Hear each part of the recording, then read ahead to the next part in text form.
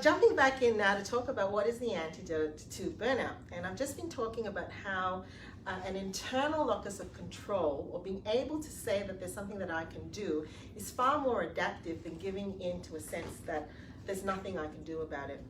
And when you actually look at literature, whether it's to do with principals or teachers, or even in the world that I work in with pastoral carers, it boils down to a really simple formula. That's hard to do, but it's a simple formula. The first thing you need to do is manage your personal resources. What do I mean by that? I mean to say that it's actually about figuring out how your stress levels are in all of those different areas of your world, having a good old audit, penetrating look at how you're managing your personal life, not only your work life. It's about looking at your work resources, and the key to that is not necessarily cutting down the workload.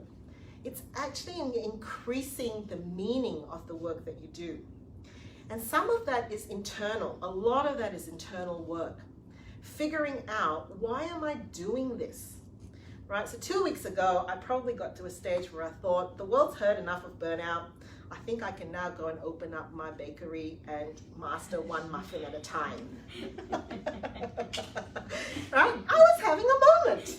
That's okay. When I'm sitting in a room with a client thinking, nothing that I'm saying is news to this person, right? I'm making it sound so simplistic to them. You have to dig into the meaning of your work.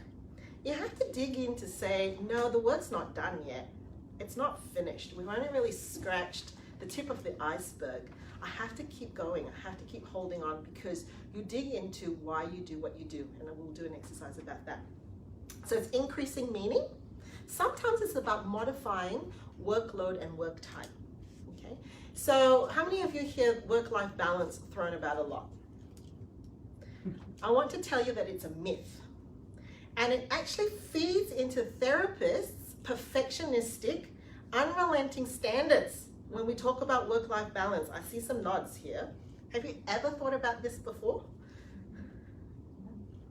I think because I talked to you. I because talk to me. If you look at productivity literature, work-life balance is a myth. You're never going to get there. And you're going to feel really tick a box, punish yourself, blame someone if you try to achieve it. What I mean by this, I mean to say that I'd like a job where I finish at 5 o'clock and I will never check my emails.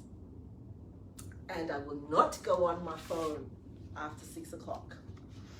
And on Saturdays and Sundays, I will do the housework in the morning, and then I will soak in a tub for 2 hours, right? You can't get sick. Your dog eats chocolate. The rain prevents laundry for 2 weeks. You suddenly get an influx of clients in risk.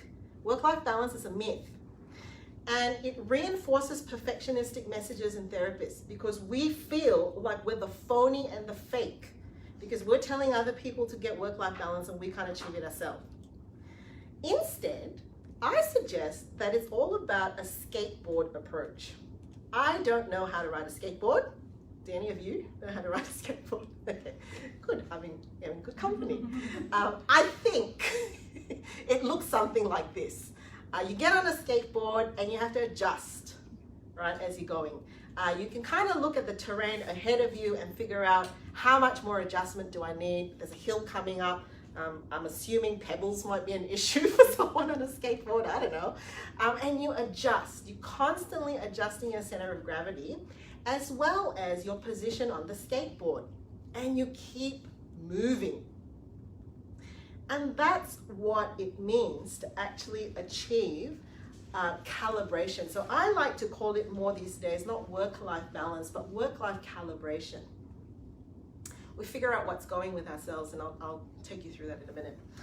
Finally, you cannot get away from burnout literature without acknowledging that increasing meaning and engagement means having a growth mindset.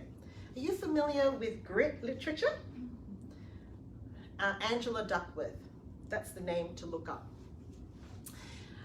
grit literature is really useful for us. You can sort of debate the empirical foundations of it if you like, but there was a time when psychology took off its hat to philosophy as well as the sciences, right?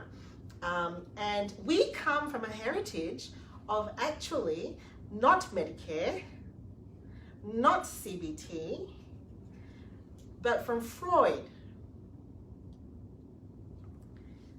from thinking about existential issues, Viktor Frankl, Yalom. If you haven't read The Gift of Therapy, please read it, right?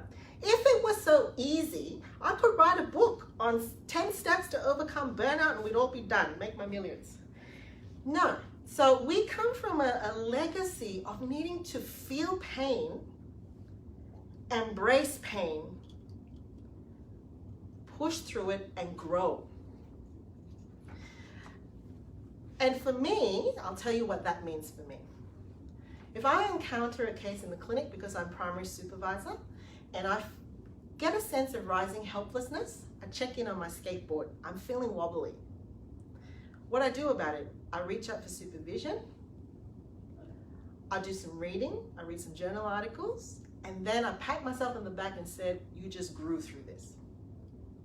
I don't reduce my caseload in it, I increase my caseload in the area. So growth is really, really important. And holding the perspective that this is meant to be really, really hard. I feel like I'm bringing a lot of bad news to you.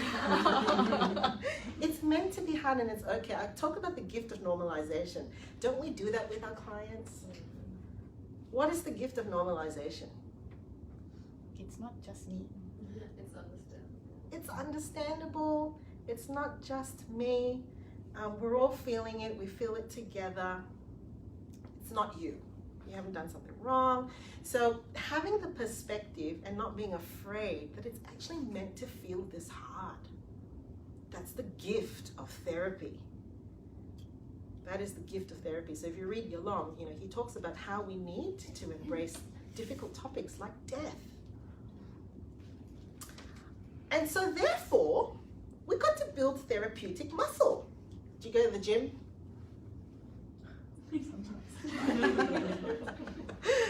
Okay, this is how I know the journey of my muscles. I used to be able to lift a 15-kilo child.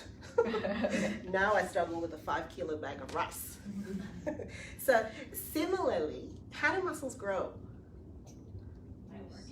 Yeah, you work on them. And is it fun? Not usually. Yeah. It's really painful too, actually. And what is required is recovery, true? You feel the pain, you've got to recover and the muscle goes.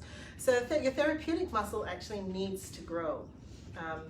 Why I'm actually spending a lot of time in this is I want us to be able to get into a frame of reference that moves beyond self-care. I'm going to jump to those slides now if that's okay, then we'll do the taking stock exercise.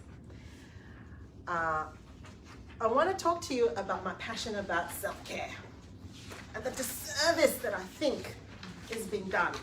This is probably not in your slides as well. So you can just gaze into my eyes while I take you through this.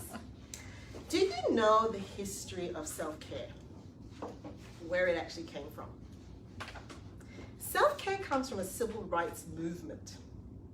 Right? The phrase was first used in the context of a civil rights movement where women, particularly women of minority, were realizing that they couldn't rely on other people to take care of themselves. They couldn't get access to medical, they couldn't get access to health care. And the realization was that I can't perish in this absence of care for me, internal locus of control.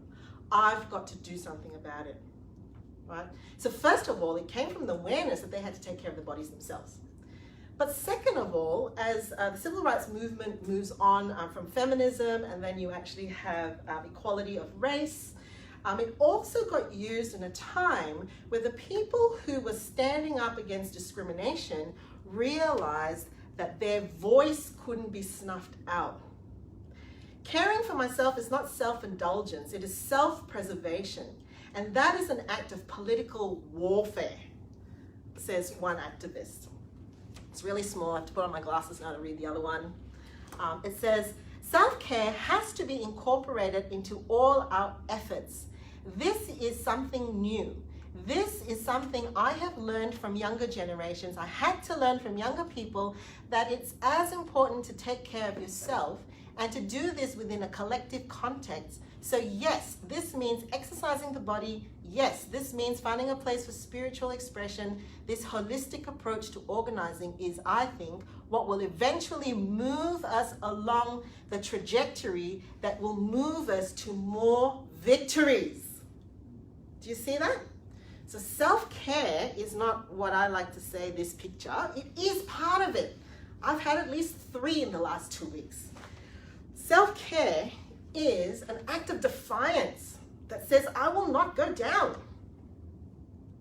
It's discipline. It's mental fortitude. It's seeing the long game. It's actually saying, I want to be around for this person.